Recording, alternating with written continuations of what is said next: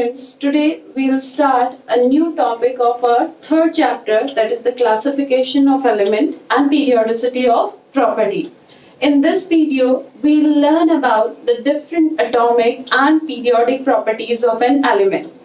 What do we mean by atomic or periodic properties of an element? What are the different atomic or periodic properties of the element? We have to learn in this video.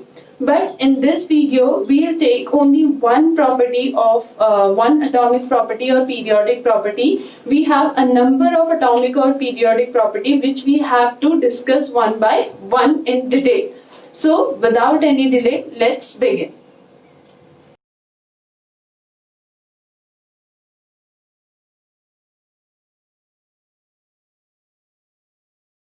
Today's our topic is atomic or periodic properties. Atomic properties or periodic properties. Now, first of all, we'll talk about the meaning of the atomic properties or periodic properties, and then we'll talk about the types of the atomic properties or periodic properties. Now, the properties of an element, the properties of any element may be classified into two categories. The properties of an element, properties of an element may be divided into two categories. The first category is the properties of an individual atom. The first one is the property of an individual atom, whereas the second one is the property of the group of atom. Property of the group of atom. So an element has a number of properties. These properties may be classified into two categories. First one, the property of an individual atom, and second one, the properties of the group of atom. Now, if I talk about the valence electron, valency, atomic radii, ionic radii, then these properties are directly related with the atomic structure of the element or the electronic configuration of the element. So, the property of an element which is directly related to the atomic structure or the electronic configuration of the elements are known as property of an individual atom. Means these property directly related with the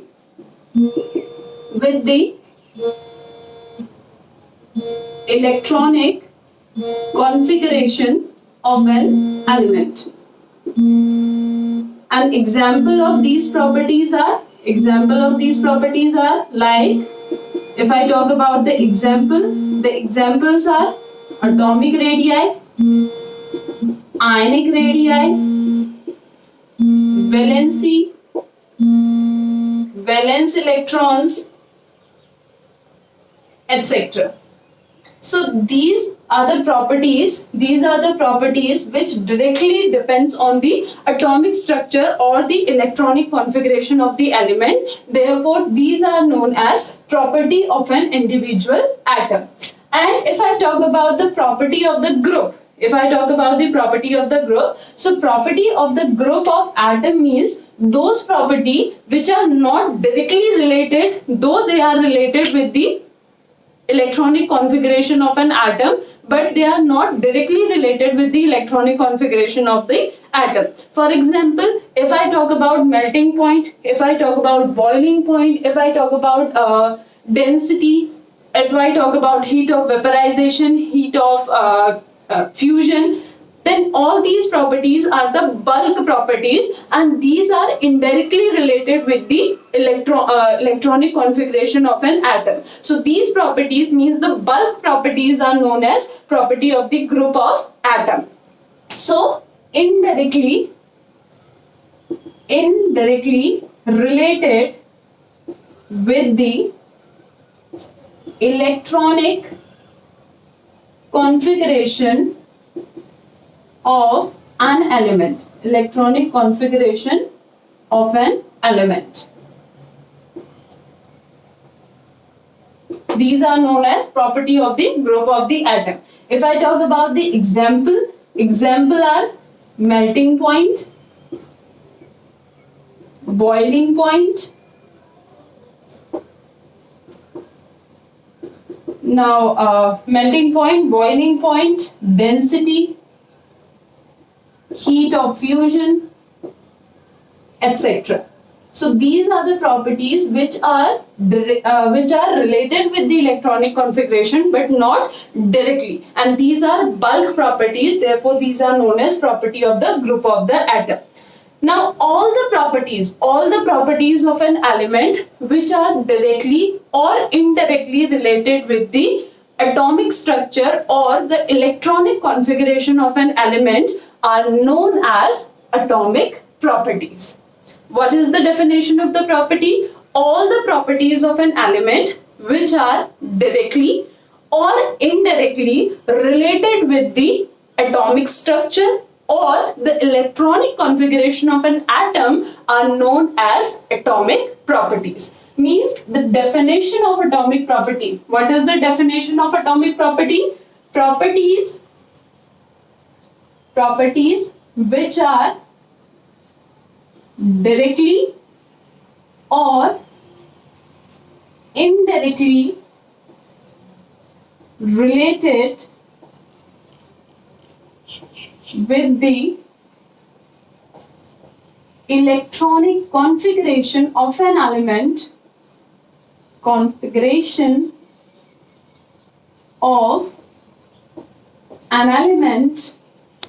are known as atomic properties.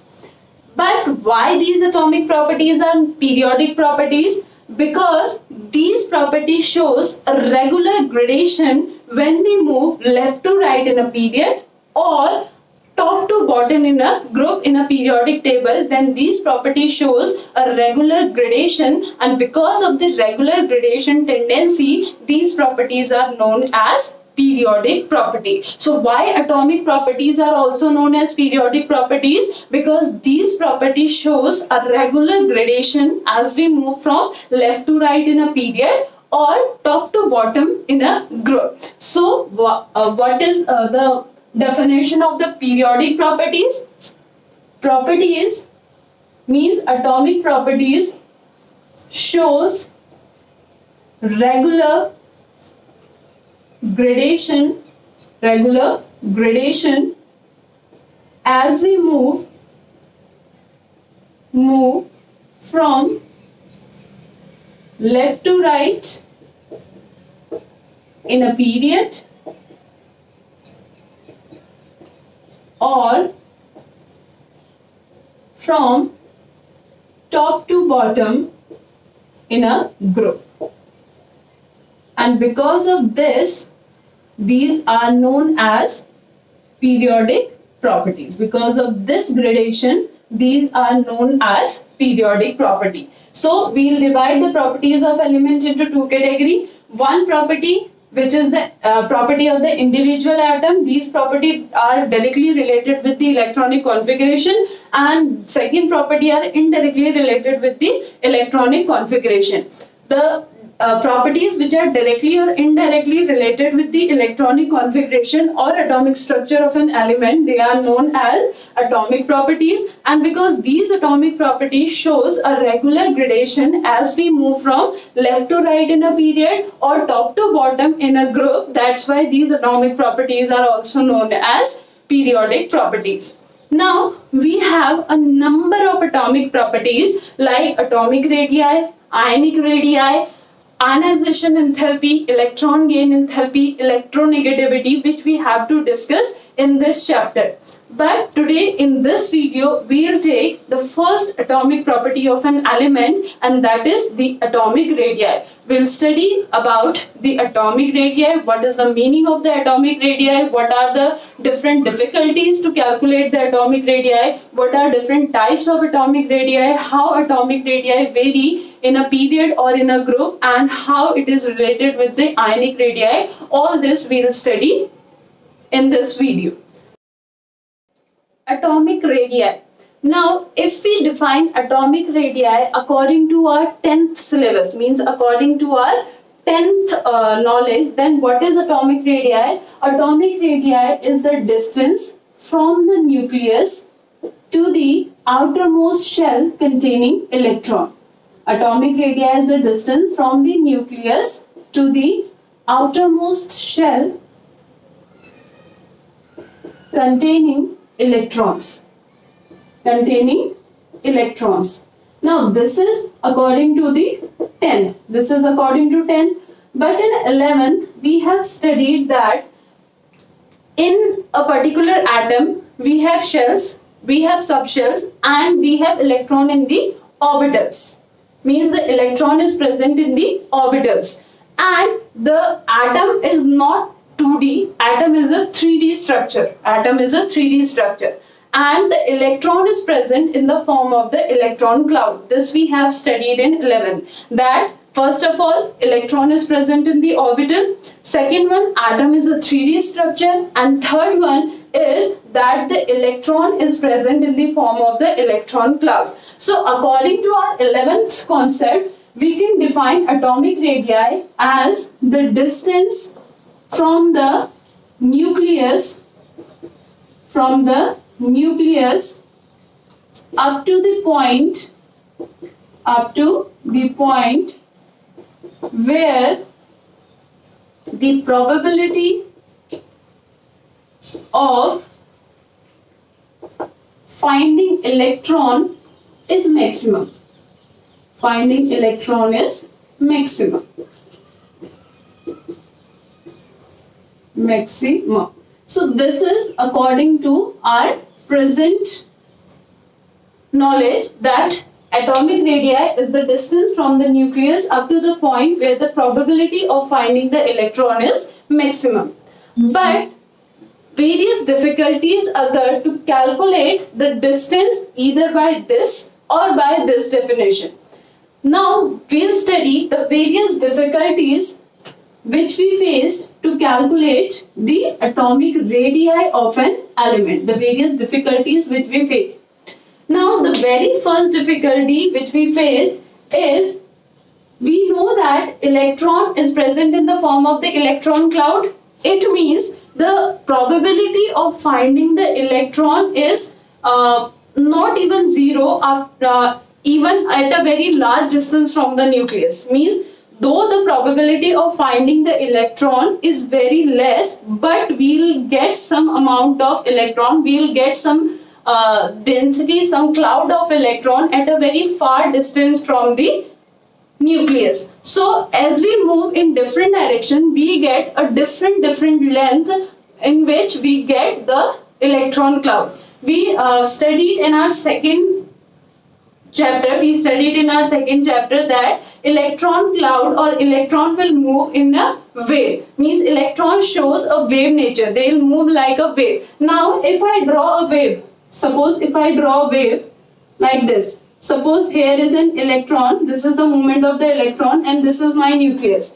Now if I move in this direction, I'll get the bond length here. I'll get the atomic radii like this. I get the atomic radii this. And if I move in this direction, the atomic radii become only this. If I move in between, the atomic radii become like this. So I get different distance of the atomic radii from the nucleus to the point where probability of finding electron is maximum.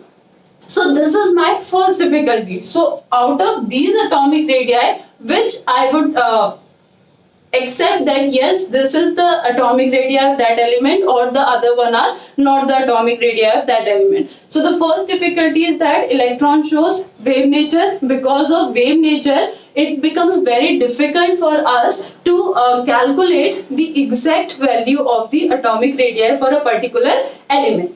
Second, the atomic radii of an element is influenced by an atom which is present in its neighbor, or which is attached with it, which is bonded with it. So the atomic radii of an atom,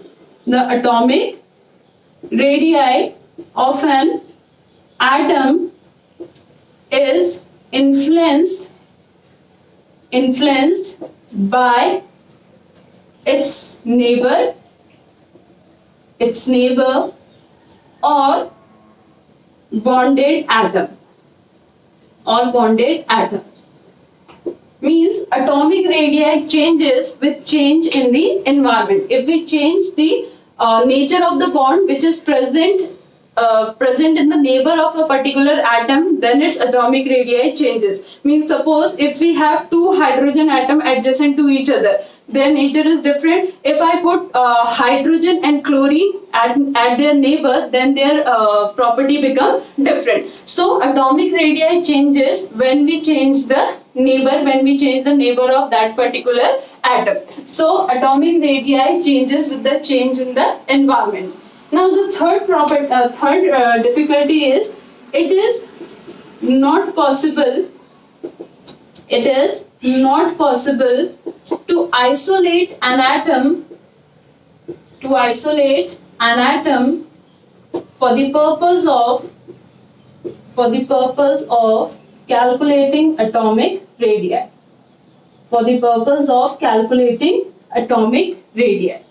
What do you mean by isolate here?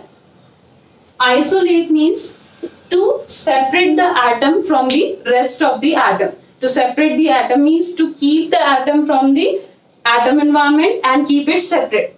This is suppose we have many balls in a box. So I am keeping a ball from the box. I am isolating the ball from the box and keeping it aside.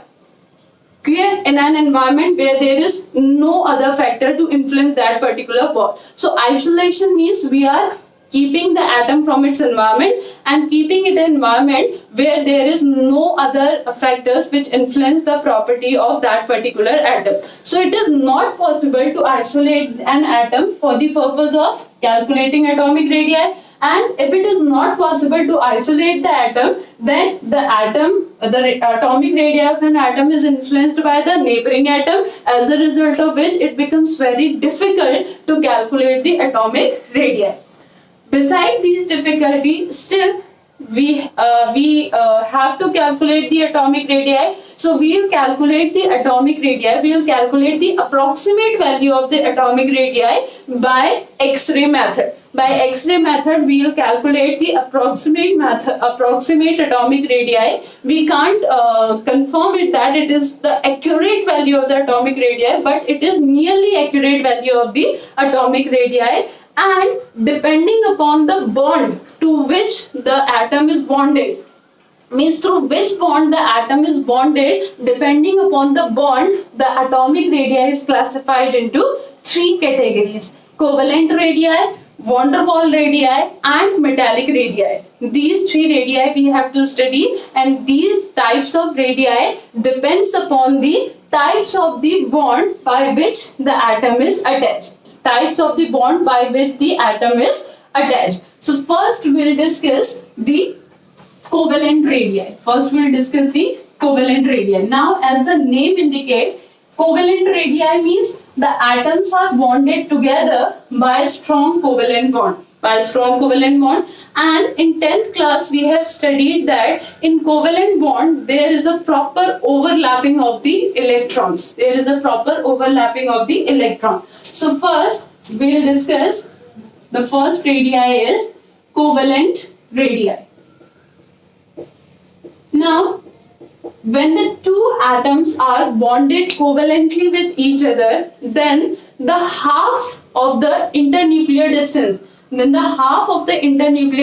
between the two covalently bonded atoms is known as covalent radii.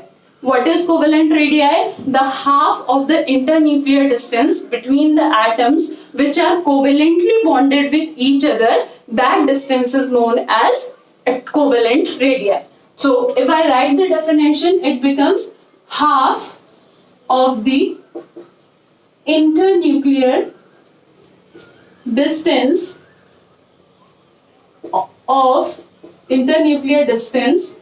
of two covalently bonded atoms. Covalently bonded atom. So suppose if I have two hydrogen atom and the internuclear, what do you mean by internuclear distance? internuclear distance means the distance between the two nucleus. Suppose this one is my first nucleus and this one is the second nucleus. This one is the nucleus of the first atom and this one is the nucleus of the second atom. Now these two are attached like this. These two are attached like this. So the internuclear distance means the distance between these two. The distance between these two. So if I make the half of this distance, then it becomes the covalent radii. So covalent radii becomes half of the internuclear covalently bonded atoms internuclear distance.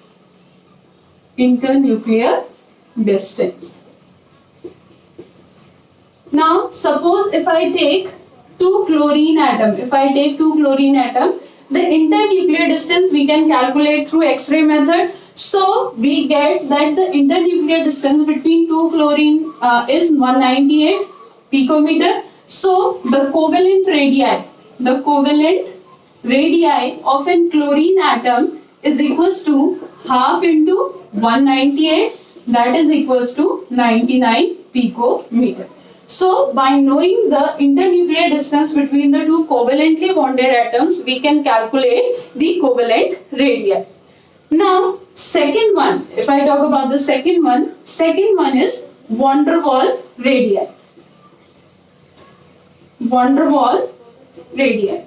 Now van der Waals radii name indicates that this name is derived from the force which exists between the non-bonded molecules. So this is the radii between the molecules which are not bonded with each other but are present at the neighborhood of each other. So covalent radii is the radii which is present between the two covalently bonded atoms. But van der Waals radii is the radii which is present between the two non-bonded atoms, but these atoms are in the neighborhood of each other. So if I calculate the internuclear distance between the two atoms which are at the neighborhood of each other, then the half of that internuclear distance becomes the van der Waals radii. So if I define this, then half of the internuclear distance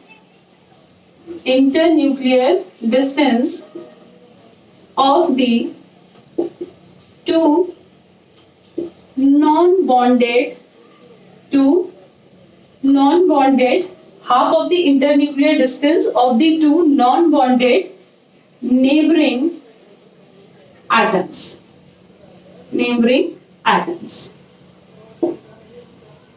This radii we'll calculate either between the two Cl2 molecules, or between the two H2 molecules, or between two HCl molecules, or noble gases. We'll express this van der Waals radii mainly for the noble gases. Therefore, the van der Waals radii is also known as noble radii, because we know that noble gases have fully filled electron. Therefore, they except xenon. Xenon have some properties to make a compound with the oxygen. So oxygen and fluorine. So except xenon, if we talk about other noble elements, so other noble gases do not able to form the bond, and because of their complete octet configuration, therefore in noble gases we'll study the van der Waals radii, and therefore it is also known as noble radii. Now because in covalent radii, the radii is the half of the internuclear distance between the two bonded atoms. These are two bonded atoms, and we are calculating the internuclear distance between these two, and the half of this internuclear distance is atomic radii. And van der Waals radii is this. Means there are two neighboring atoms, and these two neighboring atoms we have to calculate internuclear distance, and half of the internuclear distance become van der Waals radii. So van der Waals radii is always greater than that of the covalent radii. Van der Waals radii is always greater than that of the covalent radii. Now third, if I talk about the third one is the metallic radii. The third one is the metallic radii. Now, in a metallic crystal, if we talk about a metallic crystal, in a metallic crystal, we have free electrons and the positive ions which are known as kernels. In metallic radii, we have free electrons and metal ions which are known as kernels. Now, the force of attraction means the force of attraction is there between the electrons and the positive ion kernels. So electrons attract the positive ion, and positive ion are surrounded by the electrons, means electrons are surrounded by the positive ion and positive ions are surrounded by the electrons, but electrons are in continuous motion, therefore the force of attraction is not too much because the electron is not stable at its position, so the force of attraction is not too much strong, but it is still strong. So what is metallic radii? The half of the internuclear distance between the two neighboring kernels, between the two neighboring metal ions, that distance is known as metallic radii. So what is metallic radii? Half of the internuclear distance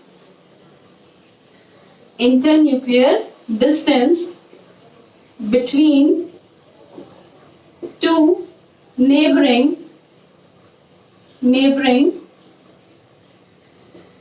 metal ions. This is metallic radii. Now, if we compare the length of these three radii, among these three radii, the largest radii is van der Waals radii, then metallic radii, and then the smallest one is covalent. Why? Because in van der Waals radii, we are dealing with this. One atom is this, another atom is this. In metallic radii, they are slightly close to each other because of the presence of the attraction exerted by the free electrons. And in covalent radii, it is like this. So, the length, if we talk about the length, the largest is, van der Waals radii, then metallic radii, and the smallest one is covalent radii. So these are three atomic radii on the basis of the type of bonds which are present between the atoms. Now we'll study the variation of the atomic radii in the group and in the period. What we'll study? The variation of the atomic radii in the group and in the period. So first we'll talk about the variation of atomic radii in the period. Variation in period.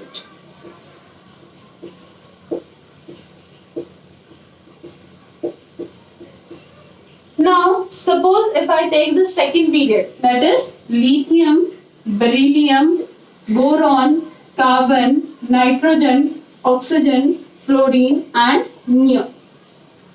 Now, when we move left to right in a period, atomic radii decreases. When we move left to right in a period, atomic radii decreases. Now, why atomic radii decreases? Because as we move from left to right in a period, what happens? Two things happen. First, shell remain same.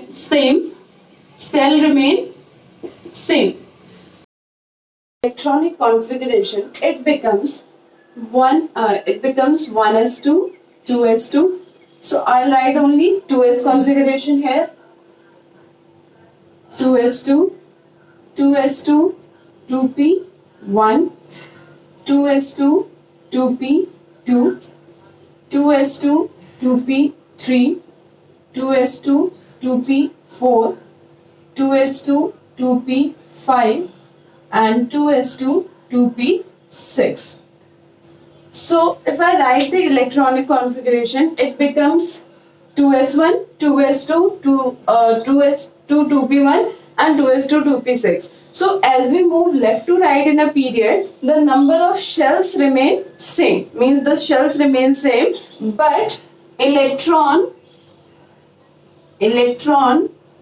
increases. But the number of electron increases. And with increase in the number of electron, number of protons also increases.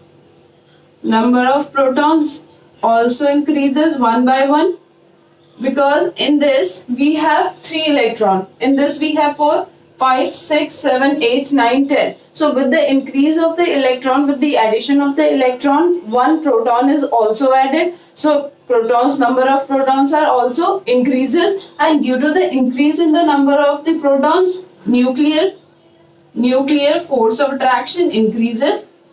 Nuclear force of attraction increases because in nucleus we know that we have protons and neutrons. So due to the increase in the number of the protons, the nuclear force of attraction increases, and due to the increase in the nuclear force of attraction, it will attract the electron towards itself, as a result of which size decreases. Clear? As we move left to right in a period, then first thing, the number of shells remain same. Second thing, the number of electron increases one by one. Due to the increase in the number of the electrons, number of protons also increases, and due to the increase in the number of the protons, nuclear force of attraction increases, which results in the decrease of the atomic radii. Now this we have a trend in the period. But if we move from fluorine to neon, when we move from fluorine to neon, there is an abruptly increase in the atomic radii. Means there is a sudden increase in atomic radii. Now what is the reason behind the increase in atomic radii? Increase in atomic radii, that is the radii which is present between the fluorine and the neon. In fluorine we will calculate the covalent radii, but in neon we calculate the van der Waals radii, and we know that van der Waals radii is always greater than that of the covalent radii, and because of this reason the the atomic radii of noble gas is greater than that of the previous halogen atom. So as we move from left to right in a period, atomic radii decreases, but as we move from halogen, means this family, the halogen family, as we move from halogen family to the noble gas family, means from 17th group to 18th group, there is a sudden increase in the atomic radii, and the reason of the increase in atomic radii is the change of the atomic radii. That is, in halogen, in 17th group we will calculate the covalent radii, whereas in 18th group we will calculate the van der Waals radii. Now next we will talk about the variation in group. Next we will talk about the variation in group. We will take the first group. Variation in group. We will take the first group, that is hydrogen, lithium, sodium, potassium, rubidium, cesium and francium. Clear? Or we will take only up to the rubidium. We will take only up to the rubidium. Hydrogen, lithium, sodium, potassium, rubidium. Now when we move down the group, this is 1s1. Now this becomes 1s2, 2s2, 2p6, 1s2, 2s1. Next become 1s2, 2s2, 2p6, 3s1. Next become 1s2, 2s2, 2p6, 3s2, 3p6, 4s1, and similarly this become 5s1. So as we move down the group, the number of shells increases. Due to the increase in the number of the shells, atomic radii also increases. Due to the increase in the number of the shells, atomic radii also increases. Now, as we move down the group, what happened? The force of attraction between the nucleus and the outermost electron. The distance between the nucleus and the outermost electron increases. Due to the increase in the distance from the distance between the nucleus and the outermost electron increases, the force of attraction decreases, and due to the decrease in the force of the attraction, the atomic radii increases. As we move from top to bottom in a group, atomic radii increases due to the increase in the number of the shells. Yes, we know that as moving down the group, atomic number increases. Due to the increase in the number of atomic number, the number of protons increases, and due to the increase in the number of protons, nuclear force of attraction also increases. But the increase in the number of shells, this factor, that is the increase in the number of the shells, it dominates the effect of the increased nuclear force of attraction, and as a result of which the atomic radii increases. Atomic radii down the group increases. Now we'll talk about the ionic radii. What we'll talk about? We'll talk about the ionic radii. In ionic radii, what's the meaning of the ionic radii? Ionic radii means the distance from the nucleus of an ion up to the distance where the ion has its electron density, or the ion has the power of its electrical field. Means the distance from the nucleus up to the point where the ion has its power of the electrical field, that distance or that particular length is known as ionic radii. So when we define ionic radii, what is ionic radii? The distance from the nucleus of the ion, the distance from the nucleus of the ion to the point where it has an effect of electrical charge, electrical field. Now, we know that we have two types of ions. We have two types of ions. One is cation and another one is anion. And we also studied in our previous classes that cation is formed by losing electron. Cation is formed by losing electron, and anion is formed by gaining electron. By gaining electron. Now, one thing you have to keep in your mind, that if we talk about the size of a cation, the size of a cation is always less than the corresponding neutral atom. Means the size of the cation is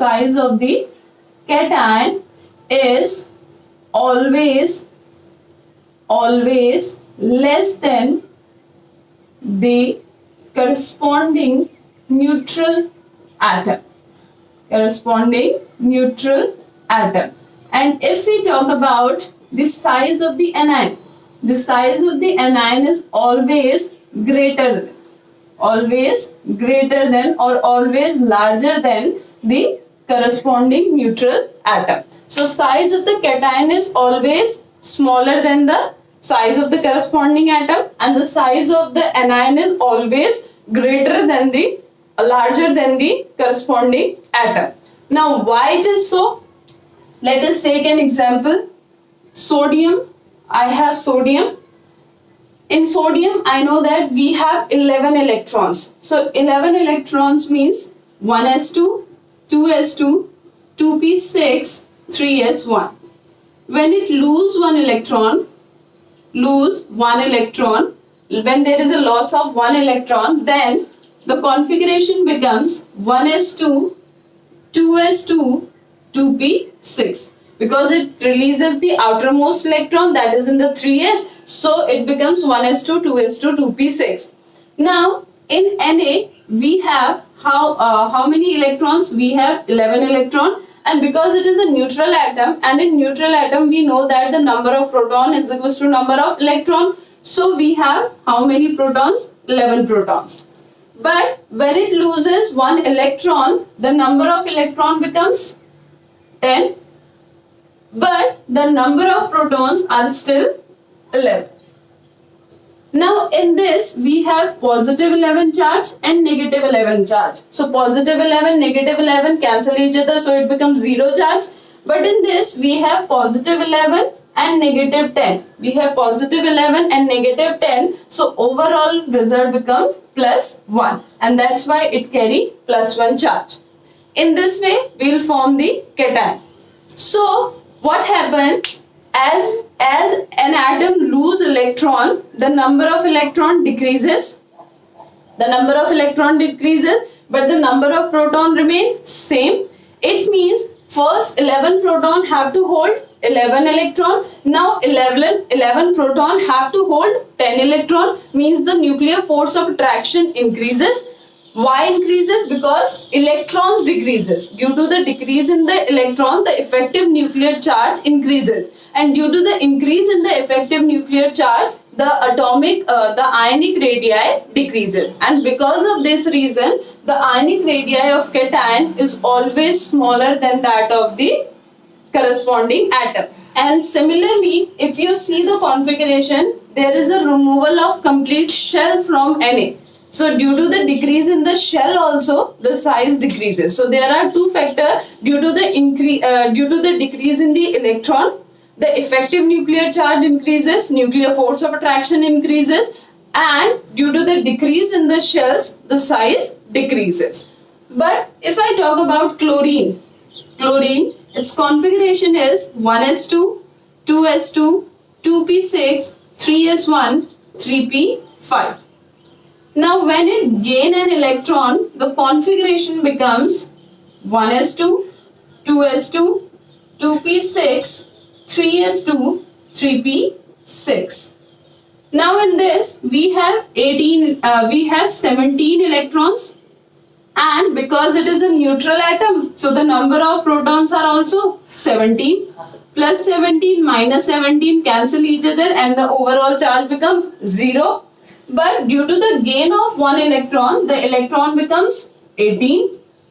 But the number of protons are 17. So due to the increase in the number of the electrons, what happened? The nuclear force of attraction which applied on a particular electron, it decreases, and due to the decrease in the nuclear force of attraction, electron move apart from the nucleus, as a result of which distance increases. And because of this, the size of the cation is always smaller than that of the neutral atom, whereas the size of the anion is always greater than that of the neutral atom.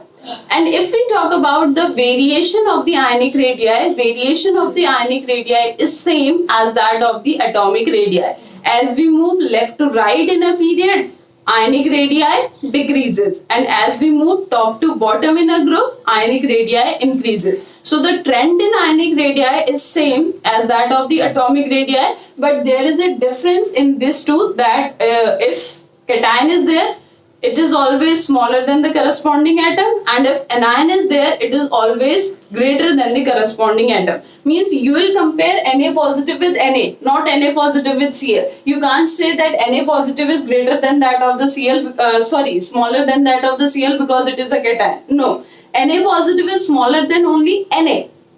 Cl negative is greater than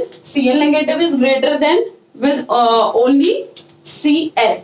So in this way, we'll describe the ionic radii and the trends of ionic radii in groups and in periods. So students, that's all for today. I'll see you in my next video with a new atomic property and the variation of that atomic property in the group and in the period.